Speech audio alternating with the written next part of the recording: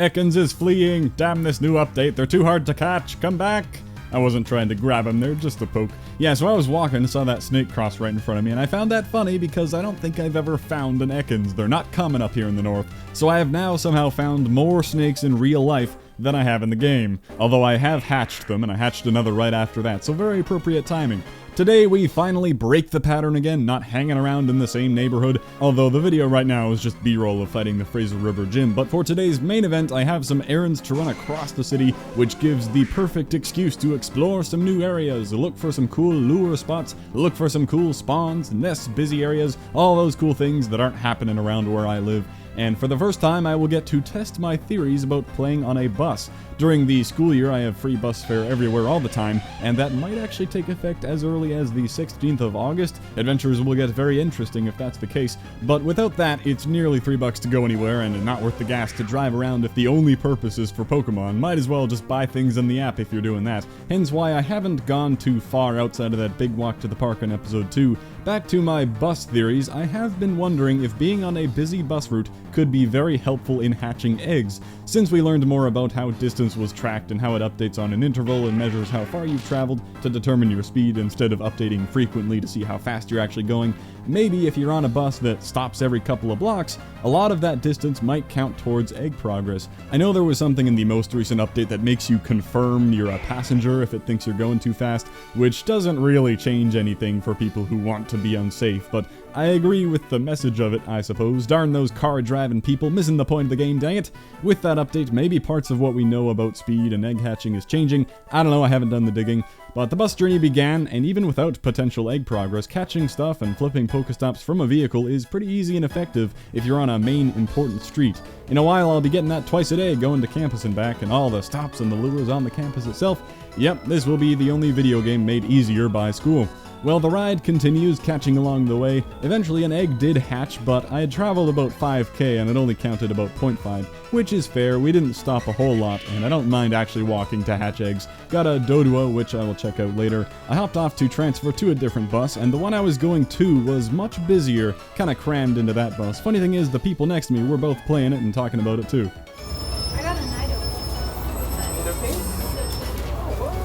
I'll avoid using any more of that awful bus audio, but check out this 10 out of 10 quality Pokestop tree fish. A fish of trees. I would have said a tree of fish, but whatever, tree fish. Fish tree? You do you. Anyway, takeaway from that bus, not only was that a much busier street, so plenty of roadside Pokestops and catches to be had, but it was a much busier bus route, so there was a lot of stopping and a lot of time waiting for people to get on and off, and I didn't record checking it when I got off, but it counted 0.7 out of the roughly 2 kilometers I was on that bus, so it counted about a tenth of the true distance on the earlier faster bus, and about a third on the second busier bus. Not too bad considering you really should be walking for it to count, and I don't mind doing that. Like I said, that's how I hatch most of these eggs. I just wanted to learn a bit more about the bus experience because I will be spending quite a bit of involuntary time on buses in the near future. Well, I arrived where I had to be and did what I needed to get done, found that Ghastly on the way, and that green area there is the park I'm interested in checking out while I'm in the neighborhood. Past that and across the water is downtown. That's where things get really crazy from what I saw on Pokevision when I did that scan of the area and from what I've been told. Well, to get over to that park, we should take that overpass. Teleport there. Being here is pretty trippy for me, actually. There's some backstory here. I used to go to a really tiny school right next to this place when I was really young, like grade 2 to 4, and the school is gone now, but we used to cross this overpass to go down to a playground in this park every day for the lunch break, walking down this foresty path here. I have so many vivid memories of it, and yet I haven't been right here in literally a decade. I know the area, and yet I can't remember the specifics of where things are in relation to each other. It feels like a new place, but eerily not. It's weird. But gotta focus on Pokemon. At the very least, we're passing by a few stops here. This wooden castle thing just added to the nostalgia. It has to be like 20 years old. I can't believe they haven't taken it out and replaced it with something more safe given the trend of playgrounds. I mean, I gotta climb it. We used to come up here and craft these sand bomb things, fill in one of these leaves with sand and then throwing them down there with the intentions of bombing people, but I don't think we ever did anything but testing. Well, nobody watching has these memories but me, so cool story, bro, move on. Well, I can see downtown from here in the game, already a double lure in sight. I gotta get over there one day, but not interested today. Gonna continue checking out this area. Got closer to the water, just catching and collecting items, when suddenly, thirst-quenching rock! Are you sure it isn't a water fountain? No, thirst-quenching rock! I went in search for the thirst-quenching rock, and sure enough, there it was, and it was even functioning. I remember this being here the entire time as well. This park hasn't aged a bit. Many water types on are nearby, but they aren't showing themselves. Where are you, Tentacool? Come out of the water and face me. Wingull spotted, Hoenn confirmed for Pokemon Go. Oh my god, the Wingull are everywhere! And wait a minute, the Heron! He followed me all the way from Fraser River. Definitely not a different one.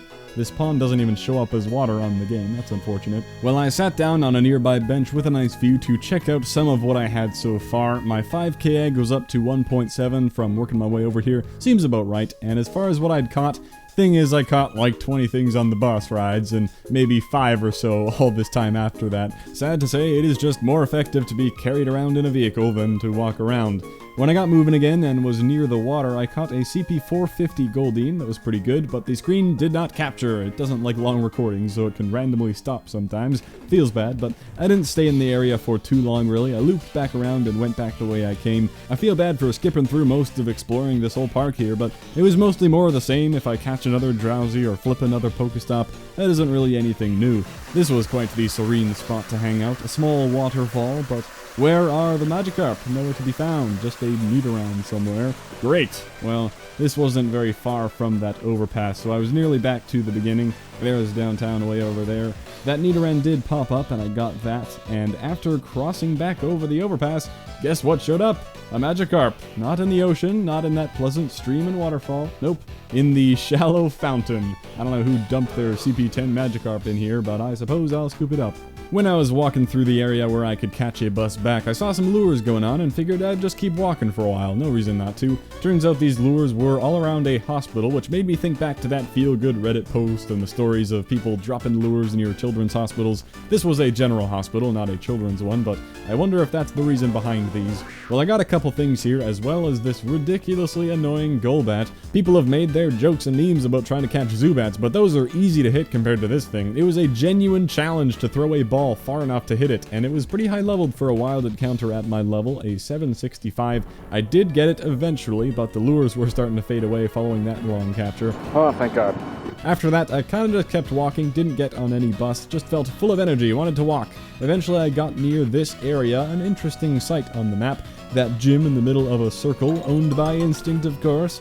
I got nearer to that oval-shaped park and found what the gym was. This area kind of looks like a Pokeball with that tree in the middle. Turns out the gym is just that, the tree, and it was too powerful for me to try to train it up or anything, so good job, Instinct. Hold it down, take my energy. The walking continues. I don't see any Meowth nearby. What's this? Glameow? Purloin? I don't think I've seen this Pokemon before. Can you tell me where the Golduck is? It is nearby. No, what are you doing? Where is the Golduck? I will get this information from you. You will help me. No, you don't seem to care about the Golduck. You just want attention from somebody. Well, I don't know anything about you, so have fun. I thought I might eventually catch a bus back, but I just kept walking for some reason. I was down to be hatching eggs, but the downside was my battery was getting low, so I attempted the battery saver mode again. Last time I tried it, it barely counted any progress, but the servers were a huge mess back then. Well, I tried it again to see if I could understand it any better. To this day, I don't really get it. It might not work with my phone because I enable the setting, but it doesn't go dark if I flip it upside down, and I think that's what it's meant to do. So I've tried enabling the setting and turning the display off, but I don't know if it's actually functioning in there, like counting steps, or if it just locks the phone and freezes the app entirely. There's a church, gotta know that's a Pokestop, but I can't check my phone or it'll probably die. As I get further along walking, I just decided I might as well walk all the way back and save my precious $3. Sounds like a fun challenge. Walk the 8 kilometers across the city and continue testing battery-saving egg hatching methods with the 5% power I had left. Yep, that is a $2 coin. Welcome to Canada.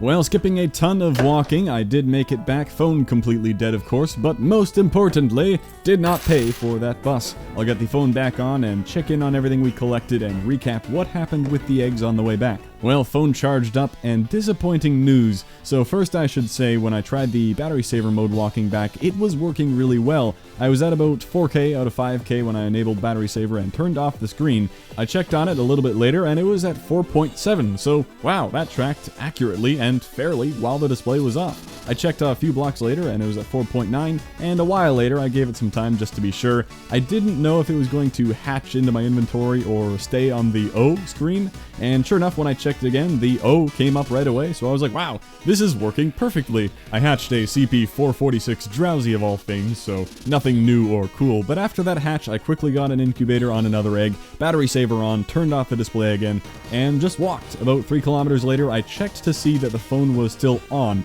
and it wasn't dead immediately, but then it did die sometime during the next 3K getting home. But zero progress on that second egg, nothing at all. It must have just completely frozen the app when the phone was locked, or maybe it refused to operate when the battery was so low, like the GPS turned itself off.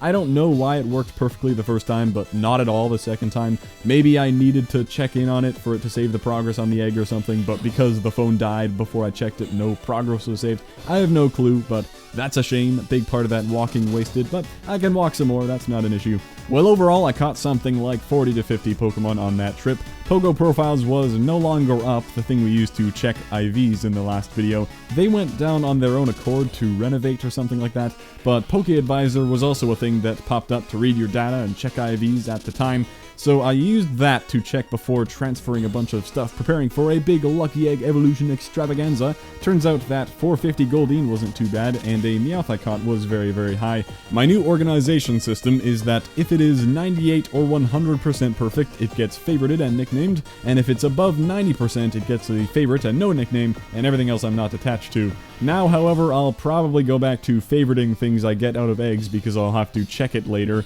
These websites for IV checking are rest in peace. It's back to the dark ages of manual calculators that give you a range of possible IVs, and you have to either guess or power things up to get an exact value. I know of an app called GoStats I could use to get exact IV values. If you end up looking that up, be warned, I think it's only on Android, and it is clearly something Niantic doesn't want people doing, so use it at your own risk.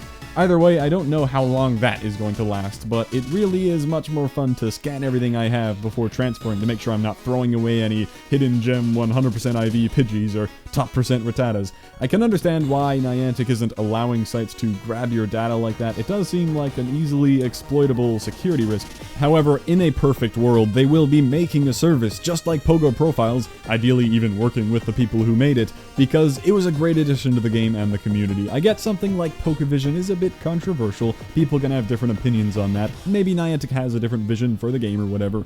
There was some fun to Pokevision, but maybe it does make things too easy and too simplified. However, that profile idea should be a thing, so I'm really hoping they find a way to make that a reality. I miss my IV checking already. I mean, I suppose the IV numbers are hidden for a reason. They could just show them in the app if they wanted them to be easily accessible. But checking for perfect IVs and collecting the perfect Pokemon is one of the most fun goals in this game for me. I like the idea that I can feel attached to one that I have found, and not care if I catch one that's a higher CP, because mine is perfect and that one is not. Anyway, I had prepared to do another big evolution spam. I didn't really use Pidgeycalc to prepare, more so to just show off exactly what I'll be evolving, and that there is what I have ready to go. It says I should have 11 more evolutions to use a lucky egg, but screw that, I have 56 ready to go. I don't think I could get more than that into half an hour. I don't know how fast they think I can go, but this phone is kinda laggy. I'll be lucky to get all 56 done. I'll show off some of the more interesting evolutions. My highest Drowsy was 509, which should definitely be a new highest overall. I think 1000 CP is guaranteed, and yep, that's a new high at 1042. This Eevee used to be named Rainer, but I decided to go random because it seems like the name trick doesn't always work, maybe like after the first time you use it or something. I don't know, I've seen it fail for a lot of people, even if that isn't really true. I haven't read up on that. But because there's nothing special about these Eevees in terms of CP or IVs, I'll just go random until I really do want to control the evolution. Got a Flareon, so that's alright. Obviously even post-nerf Vaporeon reigns supreme, but I still have yet to register any evolutions to the dex. The highest Rattata I had turned into a 682 Raticate, and the highest Pidgey evolution granted a 506 Pidgeotto. The highest Zubat turned out better at an 802 Golbat, and this Geodude was a pretty good one, 86% IV and OK CP. Turned that one into an awesome Invisible Graveler. There it is, and he's an even 600. Finally, I'll get my first Fearow here, get that extra registration XP, not bad at 828. nothing new after those, so it was time to just start powering through the other 50 or so evolutions. And welcome back to the evolution aftermath. We did hit level 20, of course, and got halfway through it as well. Gotta love that huge XP boost.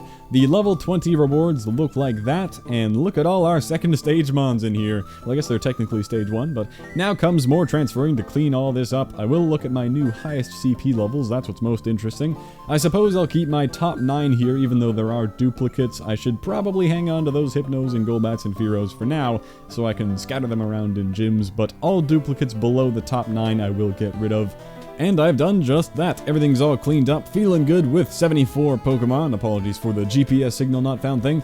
But excellent, that is the big trip across the city arc wrapped up. As for the remainder of the week, I won't go into detail. Of course, I spent some time at Fraser River, which I no longer record, except for this, because I wanted to give my new team a spin, taking down some gyms. This Mystic 10k gym was there, and I knew I could take it out eventually, even though it would take many potions and quite a bit of time. I don't mind hanging out here, though, gathering some prestige. I wouldn't bother with a gym this high if I was standing on some street corner, but sitting on this bench with a view is no problem. I was finally there when the tide was all the way in. It varies quite a bit. That entire area out to the logs can be dry like it has been in other videos, or it can be flowing in here to fill up this pond and completely surround the gym with water. What am I doing? Tide talk! Anyway, I got the gym down to 3k, only the 2 Vaporeons left, when I started getting the error that just says error, and it doesn't let you enter the gym. I think you get that if you try fighting a gym and then walk way too far away from it. It kicks you out for going too far, and then if you try to go back in, it doesn't let you fight, and restarting the app doesn't fix it. I fixed it by completely restarting my phone. I don't know if you need to do that, or if it just started working because I gave it a few minutes. But I stopped caring about that because some lures popped up across the park, so screw the gym, hung out at the lures for a bit, and when that ended, nothing had changed in the gym, so I thought might as well go back and finish what I started. Fought it one more time when suddenly, the people who I saw over at that double lure, who were likely the ones to deploy them, were walking over, a guy and a girl, and I heard her say something like, "You have to let me take it." They were coming for my gym, dang it, I worked so hard. I had no clue what team they were on, but I waited until they were fighting it and joined in on the fight. We were lowering down the gym together, so that was cool, and at the end, I waited for them to make a move. Turns out the guy took it for Valor with a CP10 Caterpie, allowing the girl he was with to take it back for Mystic. Oh no, I didn't destroy a 10k Mystic gym, practically solo, for it to go back to Mystic. They walked away after that, so I swiftly took it back for Instinct. Just dropped that Flareon in there, and there we go. I saw fighting when I was walking away, assumed it was about to die, and collected my bonus, but turns out somebody actually fortified it with a Hypno. Awesome. Instinct OP. The next day it was Valor, of course, and the Heron returned, but nothing else really for the rest of the week. The big deal is that we have finally been catapulted into the relevant levels, the 20s. The big grind now begins. I will admit the grinding aspect isn't as interesting as it once was, because it's so hard to find anything decent unless I'm traveling somewhere already, and maybe this isn't the right attitude to have, but it is mainly the promise of the cool things coming to this game that keeps me interested and motivated to get cool stuff ready for when those updates come. Looking forward to it. Thanks for coming along for the journey, and I'll catch you next time. You thought the after-outro apple-picking filler arc was over, but it is never over. Another week means another crap ton of apples on the ground. Yeah, you city folk may have all your rare spawn zones and quad lure spots, but do you have piles of fresh fruit at your fingertips? You may have all those Pokestops and tons of virtual raspberries stocked up, but do you have fields of fresh blackberries? I didn't think so. That's right, take that. Enjoy your easy Pokemon Go lives. I'll just be over here enjoying the fresh, sweet blackberry aroma. Haha.